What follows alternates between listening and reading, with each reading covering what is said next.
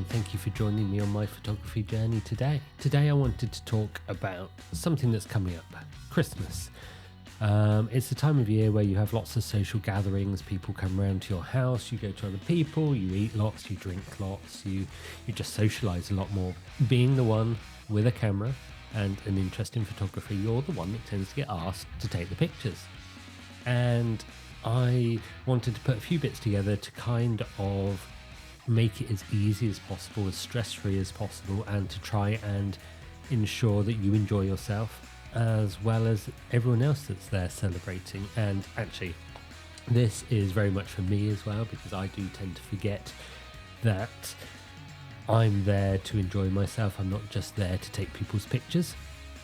And recently I went to Madrid with work, and we had kind of our annual Christmas gathering. A lot of the time I was taking pictures, but I also managed to thoroughly enjoy myself and to chat to absolutely everybody and had a great time. I want to take some of the lessons that I've learnt and apply them to kind of family situations and that kind of thing that you might get at this time of year. So in terms of the settings on your camera, there's going to be lots of compromise. That's the only way to look at it, because everything will be changing. You've got all your different settings where you're trying to get a well exposed picture.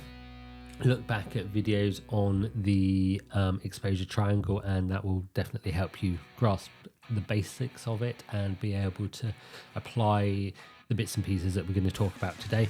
So if you haven't looked at those already, go and have a look. One thing that you need to know is that you need to change these settings as the day goes on. You won't be able to just stick to one setting and leave it like that. So knowing your camera, knowing where the buttons are, knowing what direction to turn dials in and things like that is key, really.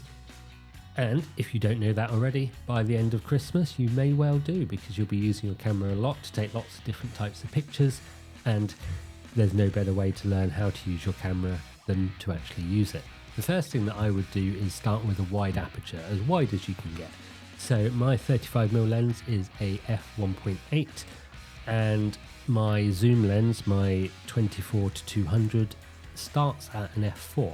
So there's quite a big difference between them. So what I'll do is I'll start with the 35mm lens and that wide aperture to get as much light in as possible. Because when we're looking at some of the other settings that we've got, it's that getting light into the camera that's going to be the most important. So I'm going to start with that and see where we go from then on. One of the advantages of that wide aperture, as we said before, is your narrow depth of field.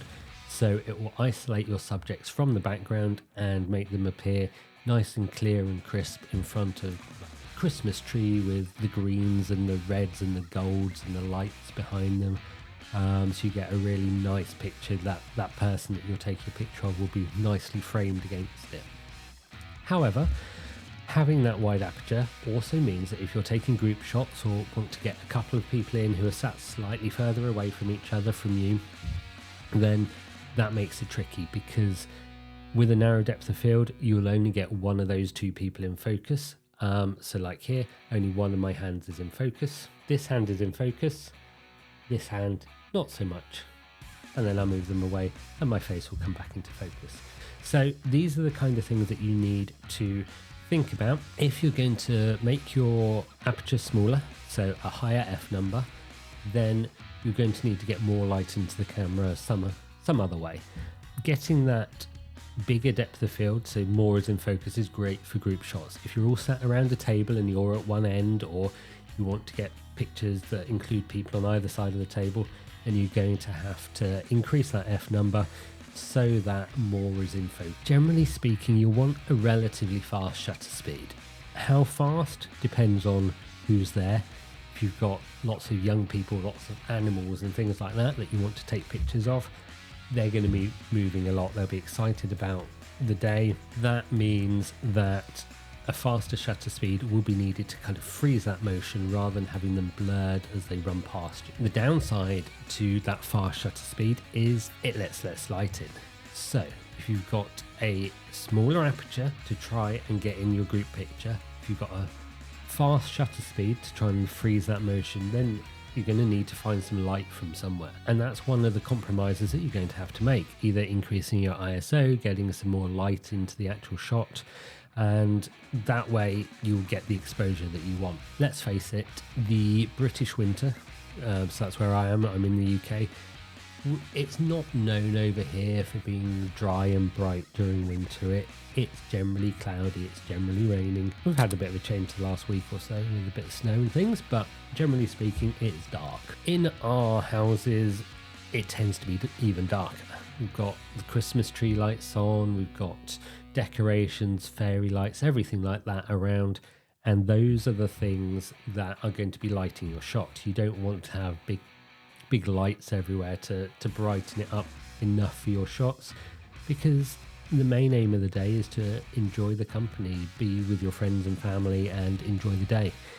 Whether it's Christmas you're celebrating or something else, this applies to all of these kind of situations. You just have to keep in mind that electric lights don't always create the best lighting for pictures. So I've had images in the past that have had this horrible banding across them because of the flickering of lights, and these are either incredibly tricky to remove or impossible to remove, and it ruins what would otherwise have been a nice shot. So the thing to keep in mind is look at your pictures after you've taken them, see how dark they are, see how light they are, see if there's any of this banding or flicker or anything like that, so that you can then adjust based on what you see in your camera of the pictures that you've taken, rather than assuming everything will be okay, getting to the end of the day and not having any good pictures, which nobody wants.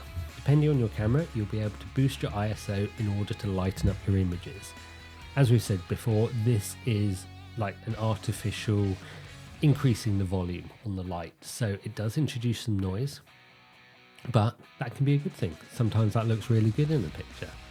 Again, I've said this many times before, it's all very much a subjective process, a subjective outcome. So what I like isn't necessarily what you like, isn't necessarily what someone else likes. So it's all about doing what you like and making the pictures that you want to make. If you have to increase your ISO in order to get the exposure right in your pictures, do it. There's no problem with that. If it bothers you, you can always use noise reduction in Lightroom or something like that to make it better. There's going to have to be compromises. We can't have the perfect photography conditions and the perfect situation for a social gathering and a family meal and that kind of thing. They don't really go well together. One thing that I would try and do is, if you're the one that's hosting, try and take some pictures before everybody else gets there. That way you can kind of establish the scene, take some wide angle pictures of the rooms and get some pictures of the kind of small details that you might miss during the rest of the day. So the table decorations, the Christmas tree, the lights, the animals if you've got them, things like that will be chaos later on, but help to tell that story of what's been going on that day and kind of feed in with those other pictures that you'll take later on, and all blended together they tell the story of the day, which is what you're after in the end. How do you enjoy yourself? How do you try and relax and let yourself enjoy the day as well as being the one taking the photographs? And the main thing is to take the pressure off yourself. It's probably only you that's pressurizing yourself to do it. You're the one that enjoys photography. You're the one that's got the camera, so you tend to volunteer for these kind of things. Certainly, I know that's the case for me. You need to remember that there's probably no one paying you to do this. They're not expecting a certain number of pictures and to include absolutely everything that's going on. It's your day as well. You're there to enjoy the food, the drink, the talking, the laughter, the games, whatever it is that you've got going on. Enjoy yourself. Put your camera down. Remember to talk to people, relax, and the photography should be something that you're enjoying rather than something that you feel is your job on that day. Take the time to enjoy it. Don't try and spend the entire day arranging people into different groups to take group pictures, trying to make everything too formal. Nobody will enjoy that and they'll soon stop listening to you. Give your camera to someone else. They can take some pictures for a while, even if you just put it on auto mode so they can just take a few snaps. You might get some good pictures of you. And it's always good to be in these family pictures as well, rather than just the one who's taking the pictures all the time. And we've talked before about using the self timer, and that is something that would be really useful for this as well.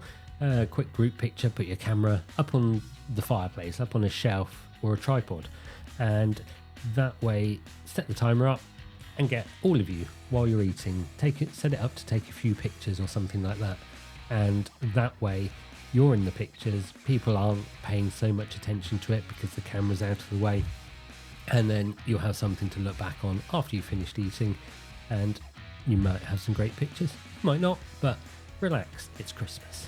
One option that you've got for this is using the interval timer shooting, which we used in our time-lapse video. So have a look at that back up here, and that will remind you how to use those settings. A more straightforward version of this is using the self-timer button to select the delay before the picture's taken and then how many shots are taken after that. This is one that I tend to use for group pictures, as I'll set it up and then go walk and get into the picture myself, and that usually works quite well. So that's one that I will definitely be using as well. So what we want to do is set it up so that we can take multiple pictures.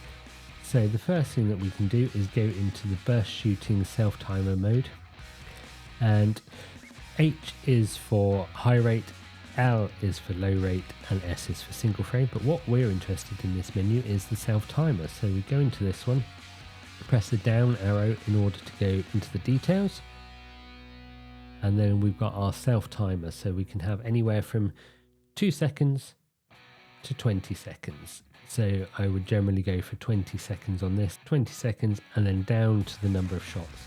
What I always try and do is do as many as possible. It will be on a fixed focus, fixed exposure, everything like that will be fixed. But what this means is that when you take your picture, you get 9 opportunities for it to be the best picture. So that's what I tend to do, and that is the easiest way to take a picture with you in it as well.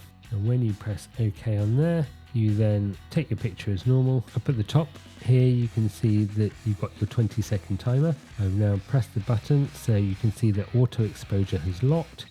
You can see the flashing green light for the display to let you know that the picture is about to be taken.